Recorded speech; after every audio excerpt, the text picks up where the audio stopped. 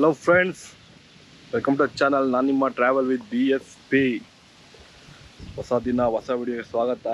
ಅದು ತುಂಬ ದಿನ ಆದಮೇಲೆ ಗ್ಯಾಪ್ ಬಿಟ್ಟು ವಿಡಿಯೋಗಳು ಬಿಡ್ತಾ ಇದ್ದೀನಿ. ಸ್ವಲ್ಪ ಬ್ಯುಸಿ ಇರೋದ ಕಾರಣದಿಂದ ಏನೂ ಮಾಡೋಕ್ಕಾಗ್ತಾಯಿಲ್ಲ. ಸೊ ಇವತ್ತು ಹೊಸ ಒಂದು ಇನ್ಫಾರ್ಮೇಷನ್ ಎತ್ಕೊಂಡ್ಬಂದಿದ್ದೀನಿ. ಸೊ ನಿಮ್ಗೆ ತುಂಬ ಯೂಸ್ ಆಗುತ್ತೆ. ಸೊ ಟಾಪಿಕ್ ಏನು ಅಂದರೆ,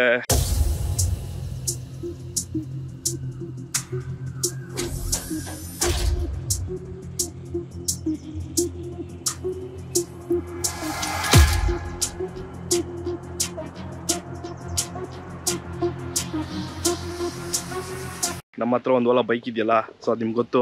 ಸೊ ಆ್ಯಕ್ಚುಲಿ ಅದರದ್ದು ಗಾಡಿ ಓನರ್ಶಿಪ್ ರಿವ್ಯೂ ಕೊಟ್ಟಿದ್ದೀನಿ. ಅದಾದಮೇಲೆ ಗಾಡಿ ಆಕ್ಸಿಡೆಂಟ್ ಆಗಿತ್ತು, ಇನ್ಶೂರೆನ್ಸ್ ಹೆಂಗೆ ಕ್ಲೈಮ್ ಮಾಡೋದು ಅಂತೆಲ್ಲ ಒಂದು ವಿಡಿಯೋ ಅಪ್ಲೋಡ್ ಮಾಡಿದ್ದೀನಿ. 2 ವಿಡಿಯೋ ಅಪ್ಲೋಡ್ ಮಾಡಿದ್ದೀನಿ. ಸೊ ಮೇಲೆ ಕಾಣಿಸ್ತಾ ಇರುತ್ತೆ, ಆ ಲಿಂಕ್ ಕ್ಲಿಕ್ ಮಾಡಿಬಿಡಿ. ಸೊ ವಿಡಿಯೋ ಕಂಪ್ಲೀಟ್ ಡೀಟೇಲ್ಸ್ ಸಿಗುತ್ತೆ. ಸೊ ಇವತ್ತು ಏನು ವಿಡಿಯೋ ಅಂದರೆ, ಆ್ಯಕ್ಚುಲಿ ನಮ್ಮ ಓಲಾ ಬಂದು 20,000 ಕಿಲೋಮೀಟರ್ಸ್ ಕವರ್ ಆಗ್ಬಿಟ್ಟಿದೆ, 20,000 ಕಿಲೋಮೀಟರ್ ಕವರ್ ಆಗ್ಬಿಟ್ಟಿದೆ. ಸೊ ಅದ್ರದ್ದು ownership review. So Ola bike ಅಂತ ಎತ್ಕೊಂಡ್ರೆ ಎಲ್ಲರೂ ಫುಲ್ಲು ಡಿಸ್ಅಡ್ವಾಂಟೇಜ್ ಮತ್ತು ನೆಗೆಟಿವ್ ಹೇಳ್ತಾ ಇರ್ತಾರೆ. ಸೊ ನಾನು ಒಂದು ಫುಲ್ಲು ಒಳ್ಳೆ ರೀತಿಯಿಂದ ಹೇಳಕ್ಕೆ ಹೋಗ್ತೀನಿ. ಬಟ್ ಒಳ್ಳೆ ರೀತಿಯಿಂದ ಹೇಳೋಕ್ಕಿಂತ ಮುಂದೆ ನಾನು ಡಿಸ್ಅಡ್ವಾಂಟೇಜ್ ಎಷ್ಟಿದೆ ಹೇಳ್ತೀನಿ. ಅದಾದಮೇಲೆ ಒಳ್ಳೇದು ಹೇಳ್ತೀನಿ. ಸೊ ಅದ್ರ ಬಗ್ಗೆ ಏನು ಅಡ್ವಾಂಟೇಜ್ ಏನಿದೆ ಅಂತ ನೋಡ್ಬೇಕಾದ್ರೆ ಫುಲ್ ವಿಡಿಯೋ ನೋಡಿ. ಸೊ ಬನ್ನಿ ಸ್ಟಾರ್ಟ್ ಮಾಡೋಣ. ಸೊ ಆ್ಯಕ್ಚುಲಿ ನಮ್ಮ ಹತ್ರ ಇರೋದು ಓಲಾ F1 ಏರು. ಸೊ ಟಾಪ್ ಅಲ್ಲ, ಬೇಸಿಕ್ ಅಲ್ಲ, ಮಿಡ್ಲಲ್ಲಿ. ಸೊ ಈ ಕ್ರ್ಯಾಶ್ ಕಾರ್ಡ್ ಬಂದು JC ರೋಡಲ್ಲಿ ಆಗ್ತಿದ್ದು. ಸೊ ಲಾಸ್ಟ್ ವೀಡಿಯೋಲಿ ಇದೆ ನೋಡಿ ಅದು ಪ್ರೈಸ್ ಏನು ಅಂತಂತ. ಬಟ್ ಕ್ವಾಲಿಟಿ ಬಗ್ಗೆ ವೇಸ್ಟು. ಸೊ ಒಂದ್ಸತಿ ಬಿದ್ದಿದ್ದಕ್ಕೆಲ್ಲ ರಸ್ಟಿಗೆ ಸ್ಟಾರ್ಟ್ ಆಗ್ಬಿಟ್ಟಿದೆ. ಸೊ ಆ್ಯಕ್ಚುಲಿ ಗಾಡಿ ಬಗ್ಗೆ ಏನು ಹೇಳಕ್ಕೆ ಸ್ಪೆಸಿಫಿಕೇಶನ್ಸ್ ಇಲ್ಲ ಹೇಳೋಕ್ಕೋಗಲ್ಲ. ಆ್ಯಕ್ಚುಲಿ ಒಂದು ವಿಡಿಯೋ ಮಾಡಿ ಬಿಟ್ಟಿದ್ದೀನಿ. ಸೊ ಅದರಿಂದ ಏನಿಲ್ಲ, ಡೈರೆಕ್ಟ್ ಏನಾದರೂ ಮ್ಯಾಟ್ರಿಗೆ ಹೋಗ್ಬಿಡ್ತೀನಿ ನಾನು. ಸೊ ಬನ್ನಿ ಫಸ್ಟಿಂದ ಈ ಟೈರಿಂದ ಸ್ಟಾರ್ಟ್ ಮಾಡೋಣ. ಸೊ ನೀವೇನು ನೋಡ್ತಾ ಇದ್ದೀರಾ, ಟೈರ್ ಆ್ಯಕ್ಚುಲಿ ಸ್ಟಾಕ್ದೆ. ಸೊ ಇದರಲ್ಲಿ ಏನು ಇಶ್ಯೂ ಅಂದರೆ, ಗಾಡಿ ಟೈರ್ ಚೆನ್ನಾಗಿದೆ, ಪಂಚರ್ ಅಂತ ಅಷ್ಟೊಂದೇನು ಆಗಿಲ್ಲ. ಜಾಸ್ತಿ ಹೇಳಬೇಕಂದ್ರೆ ಪಂಚರ್ ಬಿದ್ದಿಲ್ಲ ಗಾಡಿಗೆ. ಸೊ ಬಟ್ ಏನು ಇಶ್ಯೂ ಅಂದರೆ, ಗಾಡಿ ಟೈರ್ ಬಂದು ತುಂಬ ಸ್ಕಿಡ್ ಆಗುತ್ತೆ. ಸೊ ಮಣ್ಣಲ್ಲಿ ಏನಾರ ಕ್ರಾಸ್ ಮಾಡಬೇಕಾದ್ರೆ ಬ್ರೇಕ್ ಹೊಡೆದಾಗ ತುಂಬ ಸ್ಕಿಡ್ ಆಗುತ್ತೆ ಲೆಫ್ಟು ರೈಟ್ಗೆ ಅಂತಂತ. ಒಂದು ಸ್ಟೆಬಿಲಿಟಿ ಇಲ್ಲ. ಸೊ ಅದೊಂದು ಇಶ್ಯೂ ಬಂದು ಈ ಟೈರಲ್ಲಿದೆ. ನೆಕ್ಸ್ಟ್ ಬಂದು ಬ್ರೇಕ್ ಬಗ್ಗೆ. ಸೊ ಗಾಡಿ ಮಾತ್ರ ಹುಷಾರಾಗಿ ನೋಡ್ಕೊಳ್ಳಿ. ಇನ್ ಕೇಸ್ ಏನಾರ ಗಾಡಿ ಸ್ಲಿಪ್ಪಾಗಿ ಕೆಳಗೆ ಬಿದ್ದು ಲಿವರ್ ಏನಾರು ಡ್ಯಾಮೇಜ್ ಆಯಿತು ಅಂದರೆ, ಸೊ ನೀವು ಆ್ಯಕ್ಚುಲಿ ಬರೀ ಲಿವರ್ ಮಾತ್ರ ಚೇಂಜ್ ಮಾಡೋಕ್ಕಾಗಲ್ಲ, ಲಿವರ್ ಜೊತೆ ಸೆನ್ಸರ್ಲ ಚೇಂಜ್ ಮಾಡಬೇಕು. ಸೊ ಒನ್ ಟೈಮ್ ಹಿಂಗೆ ಬಿದ್ದು ಇಶ್ಯೂ ಆಯಿತು. ಸೊ ನನಗೇನಾಯಿತು ಅಂದರೆ ಸೆನ್ಸಾರ್ ಇಶ್ಯೂ ಬಂತು. ಸೊ ಬ್ರೇಕ್ ಏನಾಗುತ್ತೆ, ಹಿಂಗೆ ಜಾಮ್ ಆಗಿಬಿಡುತ್ತೆ. ಜಾಮ್ ಆಗೋದ್ರಿಂದ ಗಾಡಿ ಮುಂದೆ ಮೂವ್ ಆಗೋಲ್ಲ, ಸಡನ್ನಾಗಿ ಸುಮ್ಮನೆ ಓಲ್ಡಲ್ಲಿರುತ್ತೆ. ಸೊ ನಾನು ಶೋರೂಮ್ಗೆ ಹೋಗ್ಬಿಟ್ಟು ಇದು ಚೇಂಜ್ ಮಾಡಬೇಕು ಅಂತ ಕೇಳಿದಾಗ, ಲಿವರ್ ಮಾತ್ರ ಚೇಂಜ್ ಮಾಡೋಕ್ಕಾಗಲ್ಲ, ಲಿವರ್ ಜೊತೆ ಸೆನ್ಸರ್ ಎಲ್ಲ ಇದೆ, ಅದೆಲ್ಲ ಸೇರಿ ಚೇಂಜ್ ಮಾಡಿದ್ರೆ 2000 ಆಗುತ್ತೆ ಅಂದರು. ಸೊ ಅದಕ್ಕೆ ನಾನೇನು ಮಾಡಿದೆ, ಥಿಂಕ್ ಮಾಡಿ ಸೊ ಇಲ್ಲಿ ಸೆನ್ಸರ್ ಏನಿದೆ ಅದು ಡಿಸ್ಕನೆಕ್ಟ್ ಮಾಡಿಸ್ಬಿಟ್ಟಿದ್ದೀನಿ ಈ ಕಡೆಗೆ. ಇವಾಗ ಏನು ಸೆನ್ಸರ್ ಬಂದು ಕನೆಕ್ಷನ್ ಬಂದು ಇದರಲ್ಲೇ ಇದೆ. ಸೊ ಆನ್ ಮಾಡಬೇಕಂದ್ರೆ ನಾನು ಫ್ರಂಟ್ ಬ್ರೇಕ್ ಇಟ್ಕೊಂಡು ಇದು ಪ್ರೆಸ್ ಮಾಡಿದ್ರೆ ಗಾಡಿ ಆನ್ ಆಗೋದು. ಸೊ ಇವಾಗ ಸ್ಟ್ಯಾಂಡಲ್ಲಿದೆ, ಸೊ ಅದಕ್ಕೆ ಆನ್ ಆಗ್ತಾ ಇಲ್ಲ. ಸೊ ಬ್ರೇಕಲ್ಲಿ ಸೆನ್ಸರ್ ಇರೋದ್ರಿಂದ ಸೊ ಹುಷಾರಾಗಿ ನೋಡ್ಕೊಬೇಕು. ಗಾಡಿ ಬಿದ್ದಾಗ ಬ್ರೇಕ್ ಲಿವರ್ ಟಚ್ ಆಯಿತು ಅಂದರೆ ಡ್ಯಾಮೇಜ್ ಆಗೋ ಕಾರಣ ಇದೆ. ಸೊ ಒಂದು ಬ್ರೇಕ್ ಲಿವರ್ ಚೇಂಜ್ ಮಾಡಬೇಕಂದ್ರೆ ನಿಮ್ಗೆ ಅರೌಂಡ್ 2000 ರೂಪೀಸ್ ಆಗುತ್ತೆ. ಸೊ ಹುಷಾರಾಗಿ ನೋಡ್ಕೊಳ್ಳಿ. ನೋಡ್ತಾ ಇದ್ದೀರಾ 20,214 ಓಡಿದೆ. ಸೊ ಆ್ಯಕ್ಚುಲಿ 20,000ಗೆ ಒಂದು ಫೋಟೋ ಇಟ್ಕೊಂಡಿದ್ದೀರಿ. ಆ್ಯಕ್ಚುಲಿ ನಮ್ಮ ಡ್ಯಾಡಿ ಓಡಿಸಿದಾಗ 20,000 ಫೋಟೋ ಇಟ್ಕೊಂಡಿದ್ದಾರೆ. ಸೊ ಸಾಫ್ಟ್ವೇರ್ಗೆ ಬಂದರೆ ಆ್ಯಕ್ಚುಲಿ ಗಾಡಿ ಚೆನ್ನಾಗೇ ಇತ್ತು, ಮೊಬೈಲ್ಗೆಲ್ಲ ಕನೆಕ್ಟ್ ಆಗ್ತಾ ಇತ್ತು. ಬಟ್ ಏನು ಇಶ್ಯೂ ಅಂದರೆ, ಸಡನ್ನಾಗಿ ಒಂದು ಅಪ್ಡೇಟ್ ಬಂತು, ಸಾಫ್ಟ್ವೇರ್ ಅಪ್ಡೇಟು ಗಾಡಿದು. ಸೊ ಗಾಡಿ ಅಪ್ಡೇಟ್ ಮಾಡ್ದಾನಿಕ ಏನಾಯಿತು ಅಂದರೆ, ಮೊಬೈಲಲ್ಲಿ ಆ್ಯಪ್ ವರ್ಕ್ ಆಗ್ತೈತಲ್ಲ. ಸೊ ಮೊಬೈಲಲ್ಲಿ ನಾವು ಬಂದು ಆನ್ ಮಾಡೋದು, ಆಫ್ ಮಾಡೋದು, ಎಲ್ಲಿದೆ ಚೆಕ್ ಮಾಡ್ಬೋದು, GPS ಅಲ್ಲಿ ಎಲ್ಲಿದೆ ಟ್ರ್ಯಾಕ್ ಮಾಡ್ಬೋದಾಯಿತು, ಬೂಟ್ ಎಲ್ಲ ಓಪನ್ ಮಾಡ್ಬೋದಾಯಿತು, ಎಲ್ಲ ಮಾಡೋದಾಯಿತು. ಬಟ್ ಅಪ್ಡೇಟ್ ಬಂದಮೇಲೆ ಅದು ವರ್ಕ್ ಆಗ್ತಾ ಇಲ್ಲ. ಸೊ ಅವ್ರನ್ನ ಕೇಳಿದ ಇಶ್ಯೂಗ ಇನ್ನೂ ಸೊಲ್ಯೂಷನ್ ಸಿಕ್ಕಿಲ್ಲ ಅಂತ ಹೇಳಿದ್ರು. ಮತ್ತು ಸೊ ಅದರಿಂದ ಏನಾಗುತ್ತೆ ಅಂದರೆ, ನಂಗೆ ಸಾಫ್ಟ್ವೇರ್ ಮೊಬೈಲಾಗ ಕಂಟ್ರೋಲ್ ಮಾಡೋಕ್ಕಾಗ್ತಾ ಇಲ್ಲ.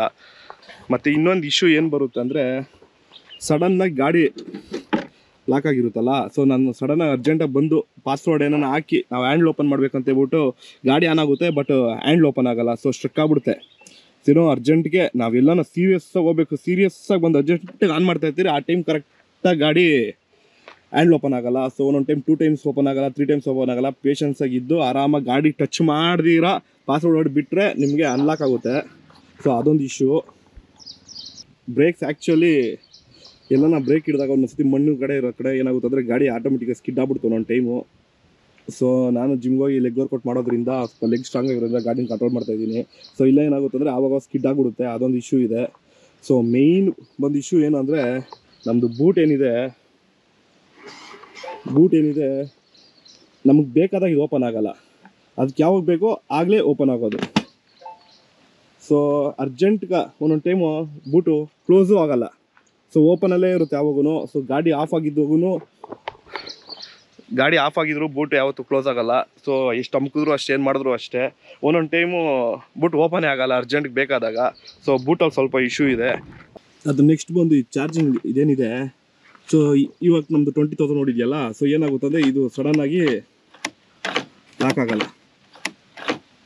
ಸೊ ಮಳೆ ಬೀಳೋ ಟೈಮಲ್ಲಿ ಒಂದು ಸ್ವಲ್ಪ ಟೆನ್ಷನ್ ಆಗುತ್ತೆ, ನೀರು ಹೋಗ್ಬಿಡುತ್ತೆ ಅಂತ. ಒಂದೊಂದು ಟೈಮ್ ಆಗುತ್ತೆ, ಒಂದೊಂದು ಟೈಮ್ ಆಗಲ್ಲ. ಒಂದೊಂದು ಸ್ವಲ್ಪ ಜೋರಾಗಿ ಹಿಂಗೆ ತಟ್ಟಬೇಕು. ಸೊ ಫಸ್ಟ್ ಈಸಿಯಾಗಿ ಆಗ್ತಾಯಿತ್ತು, ಇವಾಗ ಅಷ್ಟು ಈಸಿಯಾಗಿ ಆಗಲ್ಲ. ಸೊ ಅದಕ್ಕೆ ಏನಾಯಿತು ಅಂದರೆ, ನೋಡ್ತಾ ಇದ್ದೀರಲ್ಲ, ಇದು ಬಂದು ಸಮಿದ ಇದೆ. ಇದು ಸಮ್ದೋದ್ಮೇಲೆ ಇದು ಲಾಕ್ ಆಗೋದು ಕಷ್ಟ. ಆಮೇಲೆ ಏನು ಮಾಡಬೇಕಂದ್ರೆ ನಂಗೆ ಗೊತ್ತಿರೋ ಇದು ಫುಲ್ ಸಿಟ್ಟೆ ಚೇಂಜ್ ಮಾಡಬೇಕಾಗುತ್ತೆ. ಸೊ ಅದೊಂದು ಇಶ್ಯೂ ಇದೆ. ಮತ್ತು ಆ್ಯಕ್ಚುಲಿ ನೋಡ್ತಾ ಇದ್ದೀರಾ, ಈ ಗಾಡಿ ಬಂದು ಅರೌಂಡ್ 20,000 ನೋಡಿದೆ. ಸೊ ಟೈರ್ ಕ್ವಾಲಿಟಿ ಬಂದು ಬ್ಯಾಕ್ ಸೈಡ್ ತುಂಬ ವರ್ಸ್ಟ್ ಗುರು. ಸೊ ಆಲ್ರೆಡಿ ಫ್ಲ್ಯಾಟ್ ಆಗಿಬಿಟ್ಟಿದೆ, 20,000ಗೆ ಗಾಡಿ ಟೈರ್ ಫ್ಲ್ಯಾಟ್ ಆಗಿದೆ. ಮತ್ತು ಇಲ್ಲಿ ನೋಡ್ತಾ ಇದ್ದೀರಾ, ಅಲ್ಲಲ್ಲೆಲ್ಲ ಏರ್ ಕ್ರ್ಯಾಕ್ ಥರ ಬಿಟ್ಬಿಟ್ಟಿದೆ ನೋಡಿ, ತುಂಬ ಕಡೆ, ಎಲ್ಲ ಕಡೆನೂ ಅಷ್ಟೇ.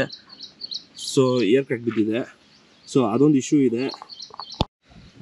ಸೊ ನನಗೆ ಇಷ್ಟೊತ್ತು ಕಾಣಿಸಿದ್ದು ಇಶ್ಯೂಸ್ ಬಂದು ಮೇಜರ್ ಇದೆ. ಸೊ ಮೇಯ್ನ್ ಇನ್ನೊಂದು ಇಶ್ಯೂ ಏನಿದೆ, ಗಾಡಿ ಸ್ವಲ್ಪ ವೆಯ್ಟ್ ಕಮ್ಮಿ ಗುರು. ಸೊ ಗಾಡಿ ಎಷ್ಟು ವೆಯ್ಟ್ ಕಮ್ಮಿ ಅಂದರೆ, ಪಕ್ಕದಲ್ಲಿ ಬಸ್ಸಲ್ಲಿ ಲಾರಿ ಹೋಯ್ತು ಅಂದರೆ ಗಾಡಿ ಅಲ್ಲಾಡ್ಬಿಡುತ್ತೆ. ಸೊ ವೆಯ್ಟ್ ಇದು ಚೆನ್ನಾಗಿರೋದು. ಅದು ಬಿಟ್ಟರೆ ಇಶ್ಯೂಸ್ ಏನು ಅಷ್ಟೊಂದಿಲ್ಲ. ಮತ್ತು ಮೇಯ್ನ್ ದೊಡ್ಡ ಪ್ರಾಬ್ಲಮ್ ಅಂದರೆ ಆ್ಯಕ್ಚುಲಿ ಹೇಳ್ಬೇಕಂದ್ರೆ ಸರ್ವಿಸ್ ಸೆಂಟರ್ಸ್ ಹೋದರೆ ವರ್ಸ್ಟ್ ಎಕ್ಸ್ಪೀರಿಯೆನ್ಸು. ಇನ್ನೊಂದ್ಸತಿ ಗಾಡಿನ ತೊಗೊಂಬಾರ್ದು ಅನ್ನೋ ಫೀಲ್ ಬಂದ್ಬಿಡುತ್ತೆ. ಸೊ ಅದೊಂದು ರೆಡಿ ಮಾಡ್ಕೊಬೇಕು ಓಲಾ ಅವರು.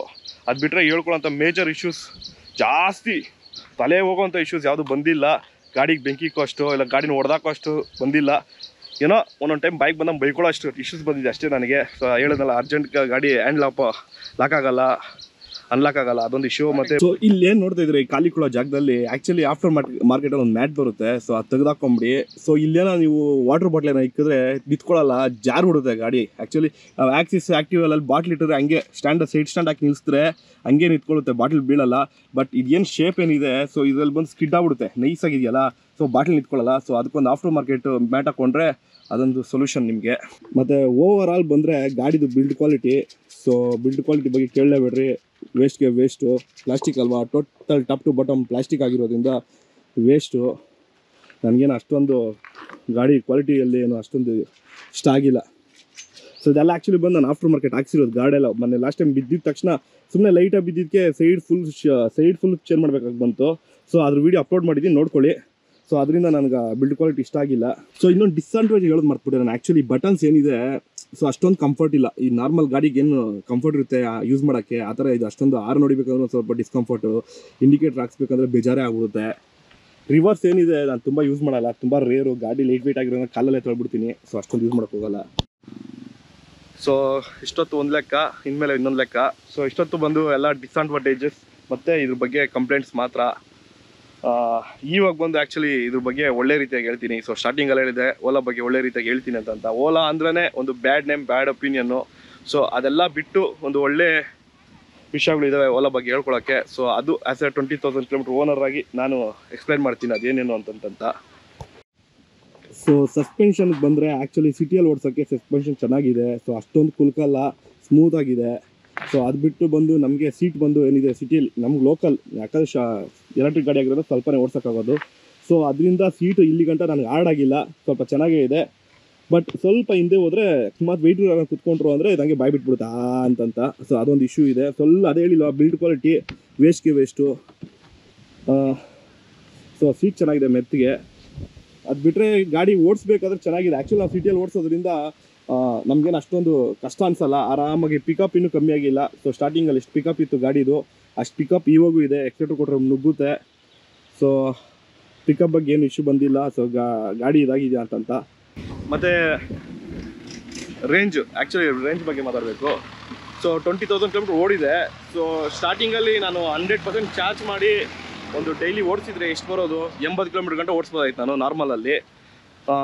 ಸೊ ಇವಾಗೂ ಅಷ್ಟೇ ಓಡ್ತಾ ಇದೆ. ಸೊ ಬ್ಯಾಟ್ರಿ ಹೆಲ್ತ್ ಏನು ಕಮ್ಮಿ ಆಗಿದೆ ಅಂತ ಗೊತ್ತಿಲ್ಲ ನನಗೆ. ಸೊ ಯಾಕಂದರೆ ಅಷ್ಟು ಕಿಲೋಮೀಟರ್ ಹೋಗ್ತಾಯಿದ್ದು, ಇವಾಗ ಅಷ್ಟೇ ಹೋಗ್ತಾಯಿದೆ. ಯಾಕಂದರೆ ನಂದು ರೆಗ್ಯುಲರ್ ಅಷ್ಟು ಕಿಲೋಮೀಟರ್ ಓಡಿಸ್ತೀನಿ. ಡೈಲಿ 2 ಟೈಮ್ಸ್ ಚಾರ್ಜ್ ಆಗ್ತೀನಿ. ಡೈಲಿ ಅಟ್ಲೀಸ್ಟ್ 150 ಕಿಲೋಮೀಟರ್ಸ್ನ ಓಡಿಸ್ತೀನಿ ನಾನು. ಸೊ ಅದರಿಂದ ನನಗೆ ಗೊತ್ತಿರೋ ಹಂಗೆ ಗಾಡಿ ಪಿಕಪ್ಪೇ ಆಗಿರಲಿ ಮತ್ತು ಬ್ಯಾಟ್ರಿ ಡೌನು ಇನ್ನೂ ಇಶ್ಯೂ ಬಂದಿಲ್ಲ.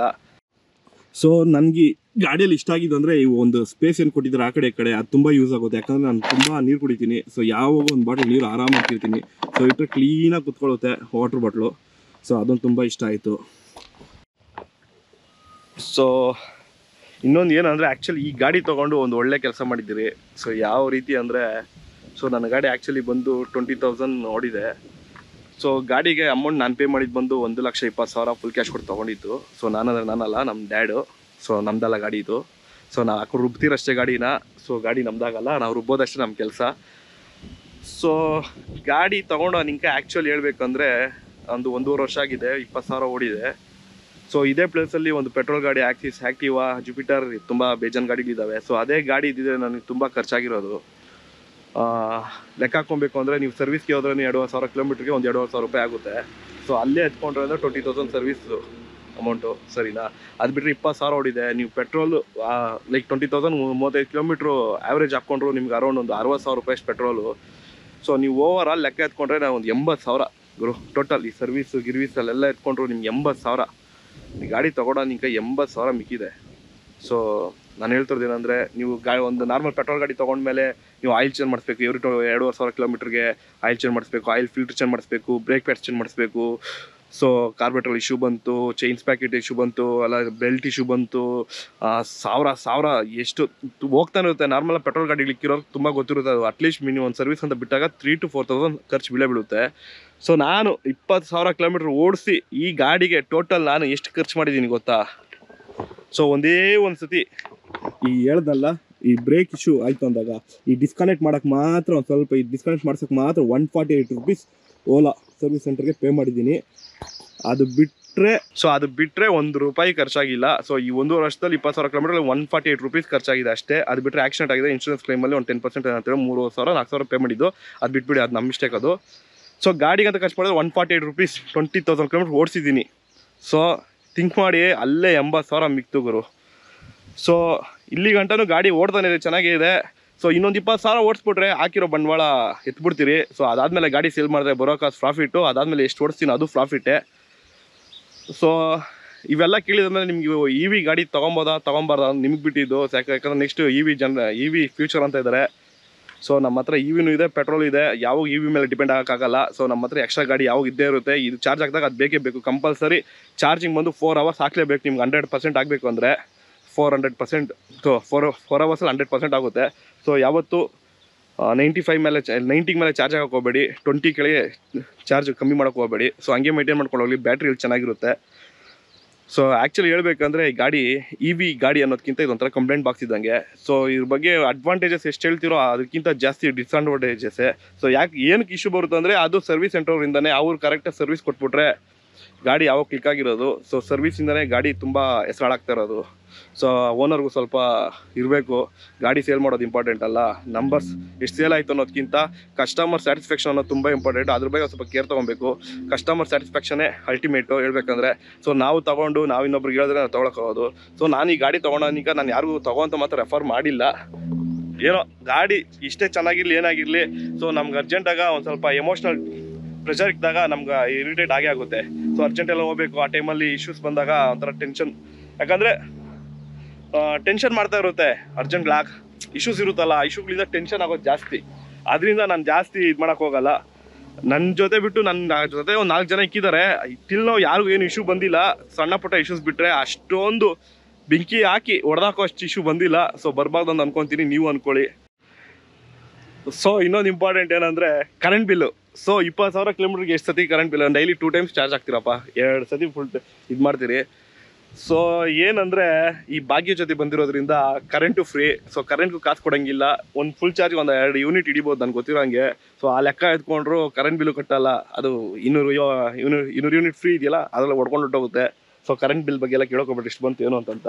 ಮೇಯ್ನ್ ಹೇಳ್ಬೇಕಂದ್ರೆ, ಇವ್ರು ಸ್ಟಾರ್ಟಿಂಗ್ ಗಾಡಿ ತೊಗೊಬೇಕಾದ್ರೆ ಒಂದು ಚಾರ್ಜ್ಗೆ 150 ಹೋಗುತ್ತೆ ಈಕ್ವಲಿ ಅಂತ ಹೇಳ್ತಾರೆ. ನಮ್ಮ ತಾತನಾಳೆ ಅದು ಹೋಗಲ್ಲ. ಸೊ 100% ಚಾರ್ಜ್ ಹಾಕಿ ನೀವು ಫುಲ್ ಸ್ಪೋರ್ಟ್ಸ್ ಮೋಡಲ್ಲಿ ಓಡಿದ್ರೆ 100 ಓಡಿಸ್ಬೋದು. 100 ಆಗಲ್ಲ, ಇನ್ನೂ ಕಮ್ಮಿ. ಯಾಕಂದರೆ ಒಂದು 100 ಓಡಿದ್ರು ಜಾಸ್ತಿನೇ, ಈಕ್ವಲ್ ಅಷ್ಟು ಸ್ಪೋರ್ಟ್ಸಲ್ಲಿ ಹೋಗಲ್ಲ. ಈ ನಾರ್ಮಲಲ್ಲಿ ಮಾತ್ರ ನಿಮ್ಗೆ 80 ಪಕ್ಕಾ ಹೋಗುತ್ತೆ. ಯಾಕಂದ್ರೆ ನಾನು ಚೆಕ್ ಮಾಡಿದ್ದು, ತುಂಬ ಸರಿ ಚೆಕ್ ಮಾಡಿದ್ದೀನಿ, 80 ಕಿಲೋಮೀಟ್ರ್ ಕೊಡುತ್ತೆ. ಸೊ ನಾನು ಈಕೋ ಅಂತ ಕೇಳೋಕೋಗ್ಬಿಟ್ರೆ ಈಕೋ ನಾನು ಯೂಸೇ ಮಾಡಲ್ಲ. ಎಂಥ ಕಷ್ಟಕಾಲ ಬಂದರೂ ಇವತ್ತಿಗೂ ನಾನು ಈಕೋ ಯೂಸ್ ಮಾಡಿಲ್ಲ. ಅದಾಗ ಅದು ಆಟೋಮೆಟಿಕ್ ಬಿದ್ದೋಬೇಕು. 15% ಬ್ಯಾಟ್ರಿ ಡೌನ್ ಬಂದಾಗ 15% ಅದೇ ಈಕೋ ಮೋಡ್ ಹೋಗುತ್ತೆ. ಸೊ ಅದಾಗ ಅದು ಹೋಗಬೇಕೆ ಹೊರತು, ಅದು ಬಿಟ್ಟರೆ ನಾನು ಈಕೋ ಮತ್ತು ಸ್ಪೋರ್ಟ್ಸ್ ಯಾವತ್ತೂ ಯೂಸೇ ಮಾಡಿಲ್ಲ. ಸೊ ನಾರ್ಮಲ್ 70 ಅನ್ನೋದು ಲೋಕಲ್ಗೆ ಜಾಸ್ತಿನೇ ಆಯಿತು. ಸೊ ಆರಾಮಾಗಿ ಒಂದು ಸ್ಪ್ಲೆಂಡರು ಪ್ಯಾಷನ್ ಪಕ್ಕದಲ್ಲಿ ಬಂದರೆ ಅದನ್ನು ನಾರ್ಮಲಲ್ಲೇ ಓವರ್ಟೇಕ್ ಮಾಡ್ಬೋದು. ಆ ಗಾಡೀಲಿ ದಮ್ಮಿದೆ, ಪಿಕಪ್ ಇದೆ. ಸೊ ನೀವು 3 ಜನ ಹಾಕೊಂಡು ಓಡಿಸ್ತೀರಾ, ಎಳೆಯುತ್ತೆ. ಸೊ ಮುಕ್ಲಾಡೋದು ಇಕ್ಲಾಡೋದು ಅಟ್ ಪ್ರೆಸೆಂಟ್ ಏನೂ ಒಂದಿಲ್ಲ. ಸೊ ಓಡ್ಸೋಕ್ಕೆ ಎಲ್ಲ ಚೆನ್ನಾಗಿದೆ, ಬಟ್ ಆದ್ರೂ ಬಿಲ್ಡ್ ಕ್ವಾಲಿಟಿ, ಸರ್ವೀಸು ಅದ್ರ ಬಗ್ಗೆ ಸ್ವಲ್ಪ ಕೇರ್ ಮಾಡಬೇಕು. ಸೊ ಮೇಯ್ನ್ ಅದೇ ಇರೋದು. ಸೊ ಮಕ್ಕಳನ್ನ ಉಡ್ಸ್ಬಿಟ್ರೆ ಸಾಲದು, ಮಕ್ಕಳನ್ನ ಒಳ್ಳೆ ರೀತಿಯಾಗಿ ಓದಿಸಿ ಬೆಳೆಸಿ ಸೊಸೈಟಿಗೆ ಬಿಟ್ರೇ ಆವಾಗೆ ಅಪ್ಪ ಅಮ್ಮನಿಗೆ ಒಳ್ಳೆ ಹೆಸರು ಬರೋದು. ಸೊ ಅದೇ ಥರನೇ ಗಾಡಿ ಬಿಟ್ಬಿಟ್ರೆ ಸಾಲದು. ಸೊ ಗಾಡಿ ಬಗ್ಗೆ ಒಳ್ಳೆ ರೀತಿಯಾಗಿ ಒಳ್ಳೆ ಸರ್ವೀಸು ಅವೆಲ್ಲ ಮೇಂಟೈನ್ ಮಾಡಿದ್ರೆ ಗಾಡಿ ಕಂಪ್ನಿ ಓನರ್ಗೂ ಮರ್ಯಾದೆ. ಸೊ ಇಲ್ಲಾಂದರೆ ಕಮೆಂಟ್ ಬಾಕ್ಸಲ್ಲಿ ನಿಮ್ಮ ಫ್ಯಾಮಿಲಿಯವ್ರನ್ನ ಇವ್ರನ್ನೆಲ್ಲ ಹೇಳ್ಕೊಂಡು ಬೈತಾನೆ ಇರ್ತಾರೆ. ಸೊ ಹೋದ ಕಡೆ ಎಲ್ಲ ಇಮ್ಯುಲೇಟ್ ಮಾಡ್ತಾನೆ ಇರ್ತಾರೆ, ನಿಮ್ಗೆ ಅವಮಾನಗಳು ಮಾಡ್ತಾ ಇರ್ತಾರೆ. ಸೊ ನಿಮಗೋಸ್ಕರ ನಿಮ್ಮ ಕಂಪ್ನಿಗೋಸ್ಕರ ಸ್ವಲ್ಪ ಥಿಂಕ್ ಮಾಡಿ, ಅಷ್ಟೇ ನಾನು ಹೇಳೋದು. So 20,000 kilometre ಓಡಿಸಿದ್ದೀನಿ. ಸೊ ಒಂದೇ ಒಂದು ನೆಟ್ಟು ಇಲ್ಲ ಬ್ರೇಕ್ ಶೂಸ್ ಇನ್ನೂ ಚೇಂಜ್ ಮಾಡಲಿಲ್ಲ. 20,000 ಕಿಲೋಮೀಟ್ರ್ ಸ್ಟಾಕಲ್ಲಿ ಏನು ಬಂದಿದೆ ಅದೇ ಯೂಸ್ ಮಾಡ್ತಾ ಇದ್ದೀನಿ. ಸೊ ಇದರಲ್ಲಿ ಏನು ಆಪ್ಷನ್ ಅಂದರೆ ಎಕ್ಸಲೇಟ್ರಲ್ಲೇ ನೀವು ಗಾಡಿನ ಸ್ಲೋ ಮಾಡ್ಬೋದು, ಸ್ಲೋ ಡೌನ್ ಮಾಡ್ಬೋದು. ಸೊ ಅದರಿಂದ ಬ್ರೇಕ್ ಪ್ಯಾಡ್ಸ್ ಇನ್ನೂ ಹೋಗಿಲ್ಲ, ಅದೇ ಯೂಸ್ ಮಾಡ್ತಾ ಇದ್ದೀನಿ. ಸೊ ಗಾಡಿ ತೊಗೊಳೋ ನಿಂಕ oil change, air filter change ಎಲ್ಲ ಯಾವ ತಲೆನೋವು ಇಲ್ಲ ಗುರು. ಗಾಡಿಯಲ್ಲಿ ಹೇಳ್ಬೇಕಾದ್ರೆ ಏನಾದರೂ ಏನೂ ಇಲ್ಲ, ಸ್ಪೇರ್ ಪಾರ್ಟ್ಗಳು, ಒಂದು ಬ್ಯಾಟ್ರಿ, ಒಂದು ಮೋಟ್ರು, ಒಂದು EC ಕಂಟ್ರೋಲ್, ಅದು ಯಾವುದೋ ಒಂದು ಡಿಸ್ಪ್ಲೇ ಅಷ್ಟೇ ಇರೋದು ನನಗೆ ಗೊತ್ತಿರೋಂಗೆ. ಬಟ್ ಇನ್ ಕೇಸ್ ಏನಾದ್ರು ಖರ್ಚಿಷ್ಟು ಬಂತು ಅಂದರೆ ಬ್ಯಾಂಕ್ ಬ್ಯಾಲೆನ್ಸ್ ದುಡ್ಡು ಬಿಡಬೇಕು, ಹಂಗೆ ಬರೋದು ಖರ್ಚು.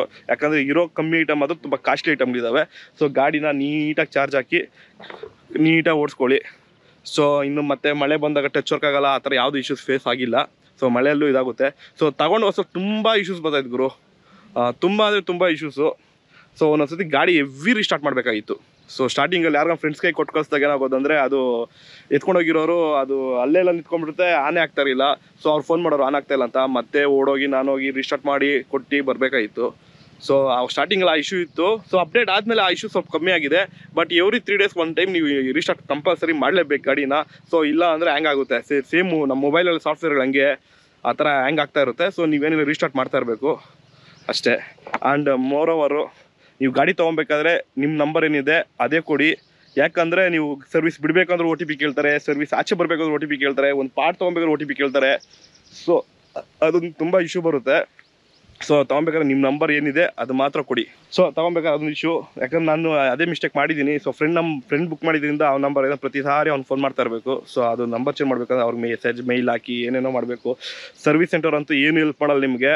ಅವರು ನನಗೆ ಗೊತ್ತಿರೋ ಪ್ರಕಾರ ಅವರೇ ಓಲಾಗೆ ಓನರು, ಅದೇ ಥರ ಬಿಹೇವ್ ಮಾಡೋದು ಅವ್ರ ಹತ್ರ ಹೋದರೆ. ಯಾಕಂದರೆ ಅವ್ರಿಗೂ ಕಸ್ಟಮರ್ಸ್ ಕೈಯಲ್ಲಿ ಬೈಸ್ಕೊಂಡು ಅವರು ಒಂಥರ ಕಲ್ಲಾಗ್ಬಿಟ್ಟಿದ್ದಾರೆ. ನೀವು ಏನಾರ ಮಾಡ್ಕೋಗ್ರಿ, ಕಂಪ್ಲೇಂಟ್ ಮಾಡ್ತೀರಾ ಮಾಡ್ಕೋಗ್ರಿ, ಏನು ಬೇಕೋ ಮಾಡ್ಕೊಡ್ರಿ ಅಂದ್ಬಿಡ್ತಾರೆ. ಸೊ ಅವರು ಕೇರ್ಲೆಸ್ ಆಗ್ಬಿಟ್ಟವ್ರೆ. ಸೊ ದುಡ್ಡು ಹಾಕಿರೋ ತಪ್ಪಕ್ಕೆ ನಾವೇ ಅಡ್ಜಸ್ಟ್ ಮಾಡ್ಕೊಬೇಕು. ಸೊ ನೋಡೋಣ, ಎಲ್ಲ ಹಿಂಗೆ ಹೇಳ್ಬಿಟ್ರೆ ಇನ್ನೊಂದು 40,000 ಕಿಲೋಮೀಟ್ರು ಓಡಿಸಿದಾದ್ಮೇಲೆ ಆವಾಗ ಒಂದು ರಿವ್ಯೂ ಕೊಡೋಣ, ಆವಾಗ ಸ್ವಲ್ಪ ಹೇಳೋಣ. ಸೊ ಇವಾಗ ಮೇಯ್ನ್ ಏನು ಹೇಳಬೇಕು ಎಲ್ಲ ಹೇಳಿದ್ದೀನಿ. ಸೊ ಓಲಾ ತಗೊಳ್ಳೋದು ನಿಮಗೆ ಬಿಟ್ಟಿದ್ದು, ನೀವು ತೊಗೊತಿರೋ ಬಿಡ್ತಿರೋ ಅದು ನಿಮ್ಮ ಇಷ್ಟ. ನಾನಂತೂ ನಿಮ್ಗೆ ಸಜೆಸ್ಟ್ ಏನೂ ಹೇಳೋಕ್ಕೋಗಲ್ಲ, ತೊಗೊಂಬೇಡ ಅಂತ ಏನು ಹೇಳೋಕ್ಕೋಗಲ್ಲ. ಸೊ ಟೈಮ್ ಚೆನ್ನಾಗಿರೋ ಗಾಡಿ ಸಿಕ್ಕಿದ್ರು ಓಕೆ, ಚೆನ್ನಾಗಿರೋ ಗಾಡಿ ಸಿಕ್ಕಿದ್ರೆ ನಾನು ಬೈಕೊಂಬಾರ್ದಲ್ಲ ನೀವು. ಸೊ ನನ್ನ ಒಪಿನಿಯನ್ ನಾನು ಶೇರ್ ಮಾಡಿದ್ದೀನಿ, ಅದು ಬಿಟ್ಟಿದ್ದಾದ್ಮೇಲೆ ನಿಮ್ಮ ಇಷ್ಟ. ಸೊ ನೀವೇನು ತೊಗೊತಿರೋ ಬಿಡ್ತಿರೋ ಅನ್ನೋದು. ಸೊ ನೋಡಿ, ಪ್ರೆಸ್ ಮಾಡ್ತೀನಿ, ಆನೆ ಆಗಲ್ಲ, ನೋಡಿದ್ರಾ? ಸೊ ಇಲ್ಲೇ ಇರಿಟೇಟ್ ಆಗೋದು ನಮಗೆ, ಹೇಳಿಲ್ವಾ? ಏನೆಲ್ಲ ಅರ್ಜೆಂಟ್ ಏನೋ ಮಾಡಬೇಕಂದ್ರೆ ಆನ್ ಆಗಲ್ಲ. ಸೊ ಈಗ ಏನು ಮಾಡಬೇಕಂದ್ರೆ ನಾವು ರೀಸ್ಟಾರ್ಟ್ ಮಾಡಬೇಕು. ಸೊ ನೋಡಿದ್ರಾ, ಈ ಥರ ಎವ್ರಿ 3 days ಒಂದ್ಸತಿ ರೀಸ್ಟಾರ್ಟ್ ಮಾಡಬೇಕು, ಹ್ಯಾಂಗ್ ಆಗಿಬಿಡುತ್ತೆ. ಸೊ ಇಷ್ಟಪ್ಪ ಡಿಸ್ಪ್ಲೇ ಕೊಟ್ಟವನೇ, ಅದು ಏನು ಯೂಸ್ ಆಗೋಲ್ಲ ನಮ್ಗೆ ಮ್ಯಾಕ್ಸಿಮಮ್ಮು. ಆ್ಯಕ್ಚುಲಿ ನಾನು ಗೂಗಲ್ ಮ್ಯಾಪ್ ಯೂಸ್ ಮಾಡೋಕ್ಕೋಗಲ್ಲ, ಮತ್ತು ಏನು ಯೂಸ್ ಮಾಡೋಕ್ಕೋಗಲ್ಲ. ಅದು ಹೆಂಗಿರುತ್ತೋ ಹಂಗೆ ಆನ್ ಮಾಡ್ಕೊ ಹೋಗ್ತಾಯಿರೋ ಬರ್ತಾಯಿರೋ ಅಷ್ಟೇ. ಸೊ ಡೈಲಿ ಯೂಸ್ಗೆ ಒಳ್ಳೆ ಗಾಡಿ, EV ಗಾಡಿ, ಈ ಗಾಡಿ ಅಂತಲ್ಲ. ಸೊ EV ಗಾಡಿ ಡೈಲಿ ಯೂಸ್ಗೆ ತುಂಬ ಯೂಸು, ತುಂಬ ಸೇವ್ ಮಾಡುತ್ತೆ ಮನಿ. ಸೊ ಅಷ್ಟು ಮಾತ್ರ ಹೇಳ್ತೀನಿ ನಾನು. ಸೊ ಈ ವಿಡಿಯೋ ಇಷ್ಟ ಆಗಿದ್ರೆ ಲೈಕ್, ಕಮೆಂಟ್, ಸಬ್ಸ್ಕ್ರೈಬ್ ಮಾಡಿಬಿಡಿ. ಸೊ ಇನ್ನೇನೋ ಮಿಸ್ ಮಾಡಿದರೆ ಕಮೆಂಟಲ್ಲಿ ತಿಳಿಸಿ, ಇಲ್ಲ ಏನೋ ಡೌಟ್ಸ್ ಇದ್ದರೆ ಕಮೆಂಟಲ್ಲಿ ಕೇಳಿ. ಸೊ ಎಕ್ಸ್ಪ್ಲೇನ್ ಮಾಡ್ತೀನಿ ಅಷ್ಟೇ ಗುರು.